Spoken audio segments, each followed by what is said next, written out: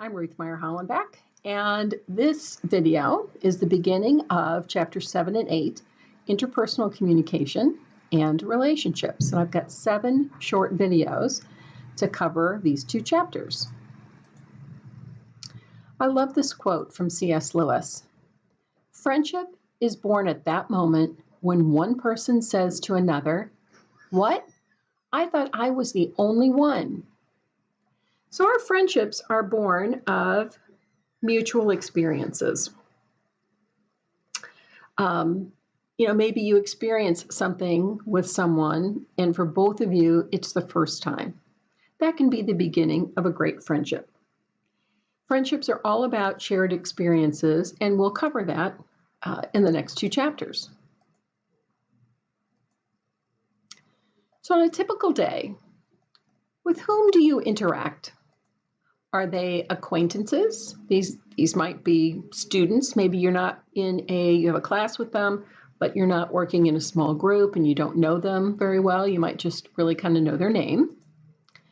Or friends. These could be high school friends with whom you're still in contact, or friends that you have at work. And then your intimates.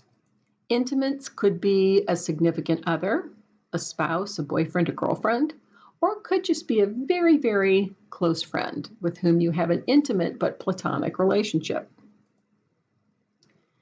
So think about what needs and wants each kind of those relationships fulfill. With acquaintances, again, these are people that you don't know well. You want to reduce uncertainty with small talk. Get to know them a little bit. And you seek information again to reduce uncertainty. And you want to save face because you don't know them well. You want to put your best foot forward. So some guidelines for acquaintances: initiate a conversation, reach out to them. Make sure your comments are relevant. Again, you don't know them well, so try not to be too off the wall until you get to know them better. And be focused on them. It's not me, me, me, me, me. You want to focus on them, an other-centered focus. And engage in appropriate turn-taking so that, it's not all about you, that when you're having a conversation, it goes back and forth. And then, of course, be polite. Now, with our friends, we usually keep them context-based. And what that means is you might have friends from where you grew up, friends from the neighborhood. Or you have your high school friends. And then there are the friends that you developed at work. Guidelines for friendship, be proactive. If you just thought about someone, you haven't seen them for a while, reach out to them. Connect and be responsive. If they send you a text or, a message, get back to them and let them know that, yes, you want to maintain that friendship. With friends, you want to be in a situation where you disclose equally. So you're not bearing your soul and sharing all this kinds of information and they stay a little shut off. You want to disclose equally. And conflicts will arise, but you want to handle that conflict fairly. Reciprocate and provide support when your friend needs it. Now, your intimate relationships can either be platonic or romantic. And in intimate relationships, you develop trust. You also develop dependence and commitment. So some guidelines for intimate relationships, you want to be dependable so that they know that they can count on you. And you want to be able to count on them. You need to be responsive and collaborative. You're not always going to get your way, whether it's with your, very best friend or, a husband or wife. You want to be faithful, especially if it's a romantic, intimate relationship, and be transparent so that you're not hiding things from them. The social exchange theory.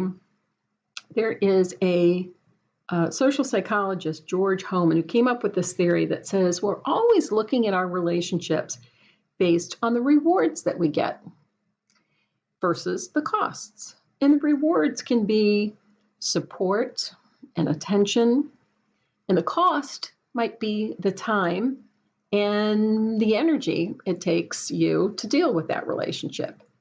And really, you're expecting to have equality so that if you're both spending time together, it's not one or the other. It's not lopsided where you're always doing favors and the other friend or the other person isn't. And there's a mutual exchange. So consider this. Your friend Cynthia used to be a great friend. She would call, you'd hang out, and you'd have some great conversations, and you were always there for each other. However, Cynthia now is in what you think is a bad relationship. She calls you at all hours, asks for help with basic life tasks, and your lunches feel like therapy sessions when you're the therapist. You want to be your friend, but you're really getting fatigued. It's very tiring. You were okay with this for the first 6 months, but it's been almost a year of the same behavior. So you're out with your significant other, and Cynthia calls you. You see her number on your cell phone. What do?